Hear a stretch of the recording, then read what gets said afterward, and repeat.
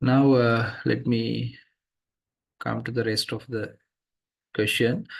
So we can use this so-called principles of moments to solve this kind of a problem, right?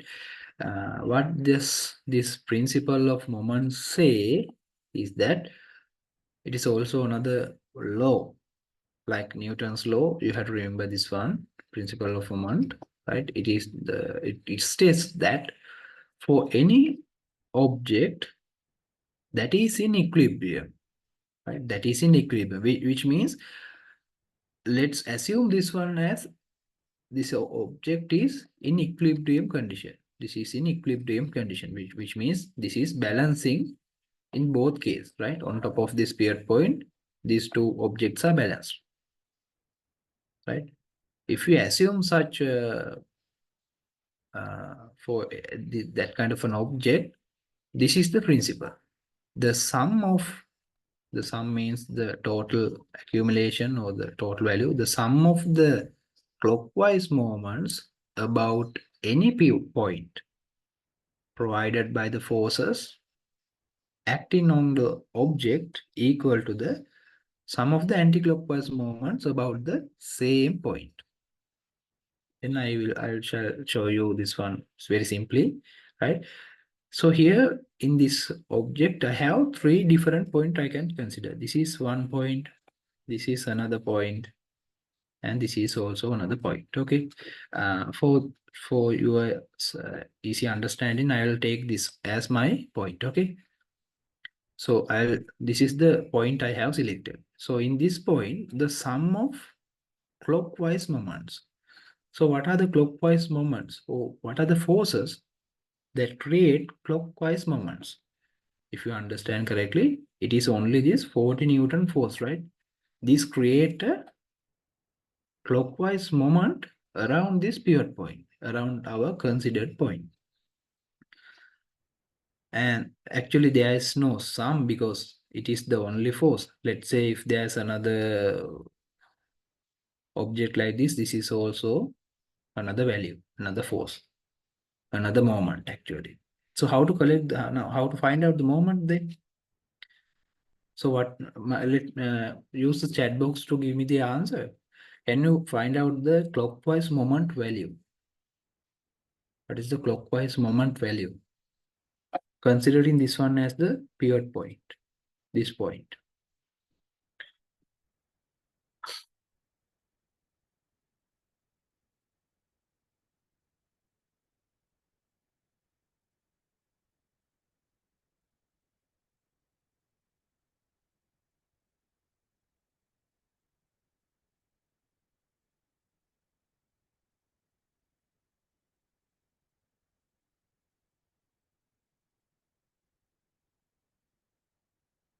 Yes, it is 40 Newton multiplied by 1 meter, which means 40 Newton meters. Then obviously, let me somewhat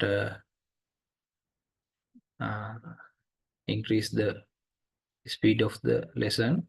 Then the anti-clockwise direction, the sum of the value is 20 newtons multiplied by 2 meters. So it is also 40 Newton meters, right? And that is the rule. Whatever the clockwise sum of the clockwise moments around a certain point should be equal to the anti-clockwise moments, the sum of all the anti-clockwise moment in the same point. So in this case, what happened? Both values are 40 Newton meters. So because of that, this is actually balanced. This is in equilibrium condition. Okay. Now let me go to the next point I want to discuss. Now here it says any point, right? So which means I should also be able to take this one as considered as a point as well, right?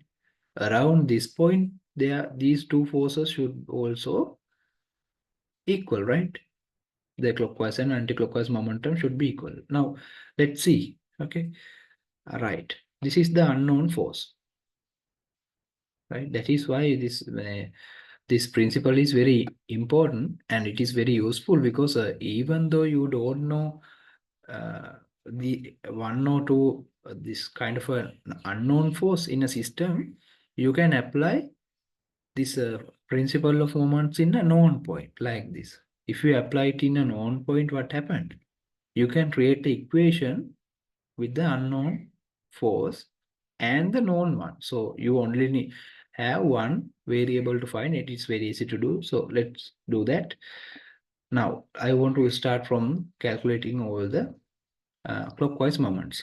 Now, if you consider the clockwise moment around this point, now don't consider this pivot point, okay? Consider this one. If this is the point, this 40 Newton is applied in the clockwise direction. However, the reaction force is applied in the anti-clockwise direction. Then my question, what is the clockwise moment value? If you consider this one as the pivot point, give me an answer in the chat box.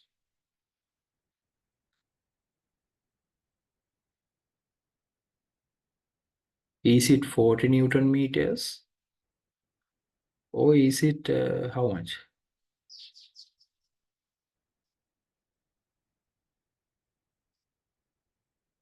How to find the moment? So value is 40 Newton. What is the perpendicular distance from the pivot point? It is now 3 meters, right?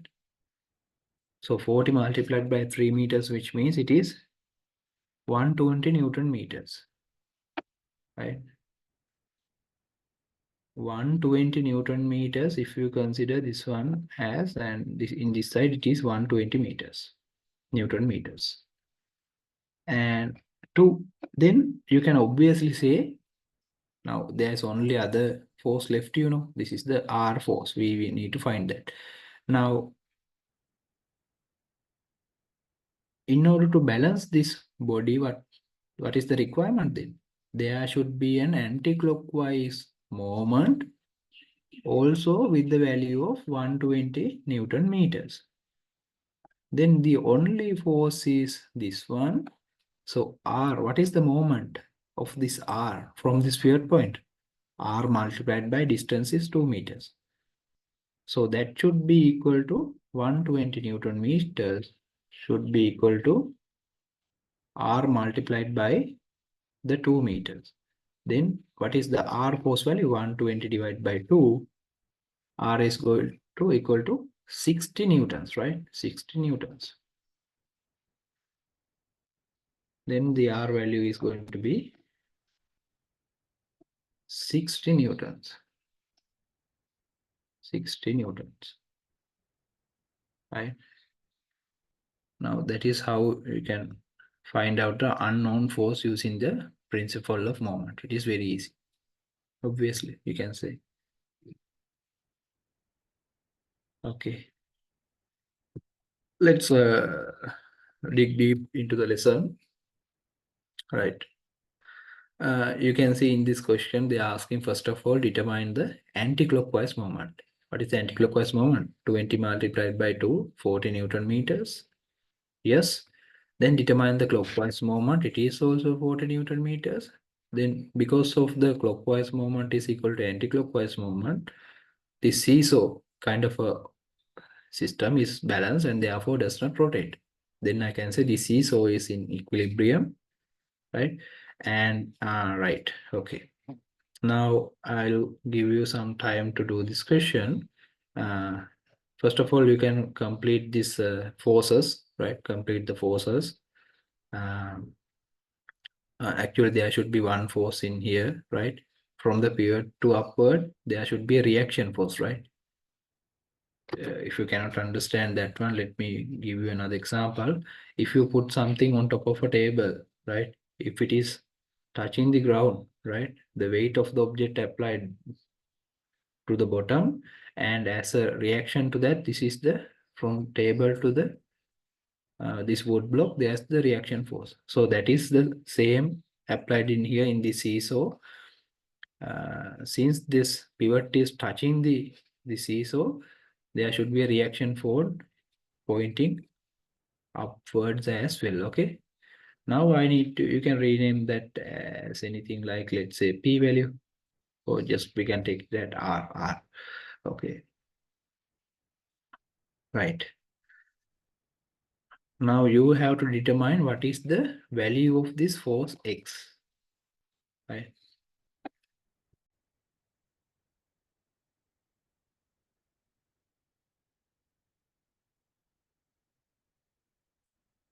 Okay. Right. So first, what is the first thing we can do? Right. First of all, we can assume, right? We can assume this object is in equilibrium, right? If it is in equilibrium, then we can apply the principles of moment.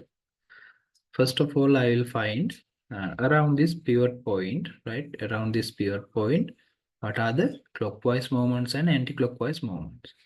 So I'll give you the chance to find out what are the clockwise moments.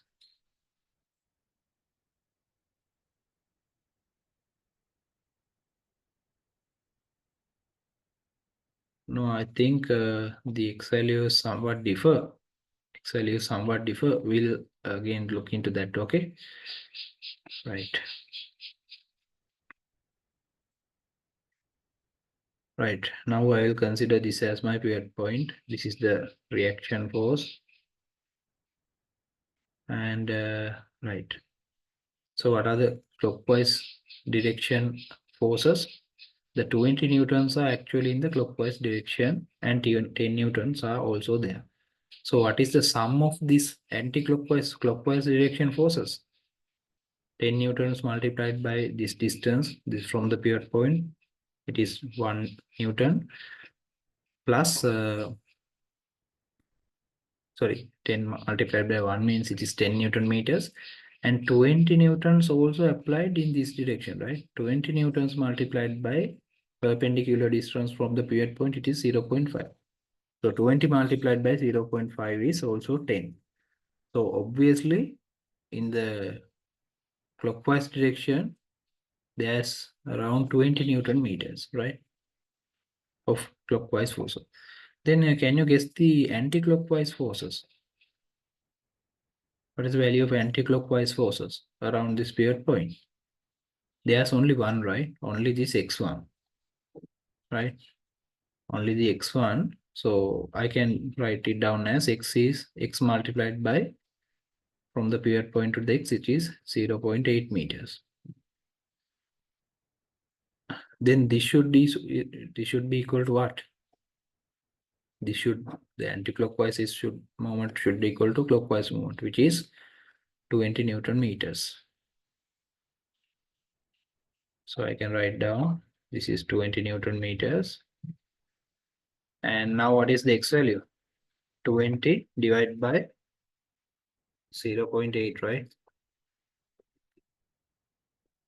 20 divided by 0.8, which is going to be 25 newtons, right? 25 newtons. Then in this case, the answer is going to be x value, it is 25 newtons in order to balance this one. Okay. Now you can actually check this one, whether this is correct or not. How to check this one? Again, take the measurements. Again, take the measurements. Clockwise and anti-clockwise direction. Okay. So 10 multiplied by 1, it is 10. 20 multiplied by 0.5, another 10. So it is 20 Newton meters. 25 multiplied by 0.8 is also 20 Newton meters. Then this is okay, this question. Okay, now I'll give you another chance to find out. We didn't actually find this unknown force, right? Can you find out what is this R force value? Now obviously you have seen that in the first case, I haven't used this R force, right? What is the reason? When I am finding out about this X value, why didn't I consider about this R value, R force? Because since I am, whatever the point you are considering to take the moments, if any force acting on top of or through this pivot point, that force is cancelled actually. For example, when we are finding out, okay, when we are finding out about, let's say there is a force applied in this direction. What is the difference between this R and this red color force? This red color force has a moment around this pivot point. Why? There is a value for the force as well as there is a distance from the pivot point, right? There's a distance. However, if the force is applied like this, if there's any force going through this pivot point, then what is the reason we cannot consider it? Because for a moment, what is the requirement? There should be a force as well as there should be a perpendicular distance from the line of action from the pivot point. But in this case, what happened? When we consider this as the pivot point, so force is applied on top of that. So there is no distance. Because of that, let's say this is, okay, you have given your answer, it is 35. Okay, let's see. So 35 multiplied by 0 means it is also 0. That is why we have to cover out that. Now let's get the answer very quickly, right? So now I can take out any point, any point. So I have known all the points now, up to now, right?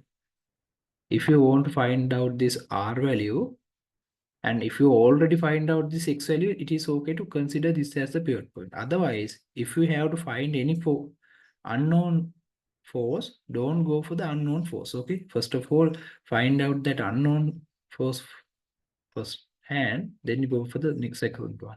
So for my easy understanding, I'll take X, this one as my pivot point, okay? Then I don't have to consider about the X value because there's no effect. Now I'll consider all the moments, clockwise moments. It is only 10 newtons multiplied by 0.8 plus 1, which means 1.8, right? So 1.8 meters multiplied by 10 means 18 Newton meters should be in this direction. And also there's another force, right? Plus 20 newtons multiplied by this distance. How much is this distance? 0.3, right? 20 multiplied by 0.3 means it is 6, right? 6 Newton meters. So total sum of clockwise moment is 24 Newton meters. Okay. Sorry, I made a mistake here. Real sorry. Since I have considered this as my pivot point, this is the anti-clockwise moment, right? And R is also anti-clockwise. This is the only clockwise moment, right? So 10 Newton meters is the clockwise moment. In the anti-clockwise moment side, we have 20 multiplied by 0.3, which means 6 Newton meters, and R multiplied by 0.8, right? R 0.8 multiplied plus 6 Newton meters should be equal to what? This 10 Newton meters, right? Then if you want to take out the R, plus 6, here it is minus 6, so it become 4 Newton meters. 4 Newton meters divided by 0.8 means, what is the value?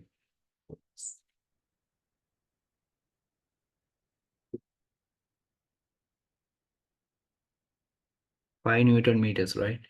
That should be 5 Newton meters. R should be 5 Newton meters.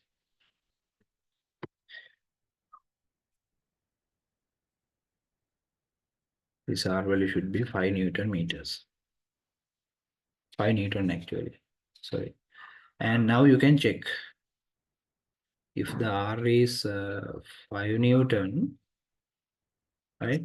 Then again you can consider all the forces in this anti-clockwise and clockwise direction, and you might find these two are balancing.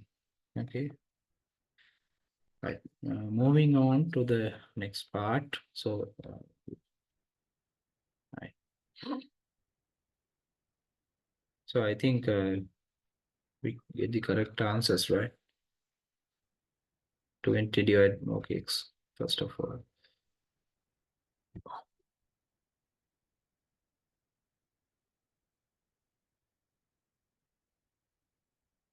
Right. And this is actually another good example, since if you are like, there are people who always like to go to the gym, right? And they also need to gain their muscles, right? So to gain their muscles, the one requirement is that you should do the exercise correctly. Okay. So for example, you can see he's doing a bicep exercise using a weight, right? Now our question is,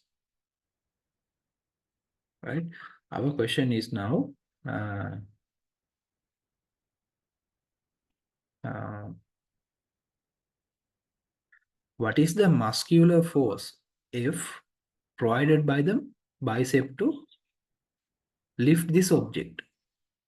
How much muscular force can be given by these biceps to lift this object, right?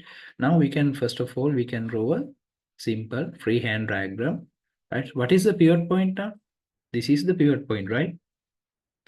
This is the pivot point. At least we'll consider it as a pivot point, uh, because there's an issue, because either this one or this one. Uh, let's assume that one as it is. Okay, these are the given data. The weight of the forearm is 15 newtons. Okay, the weight of the forearm is this one. Right, this is the forearm. It is 15 newton. Distance of the bicep from the elbow. Okay, this is the elbow. This is the bicep. Distance is 4 centimeters. Then we have distance of the center of gravity of forearm from the elbow.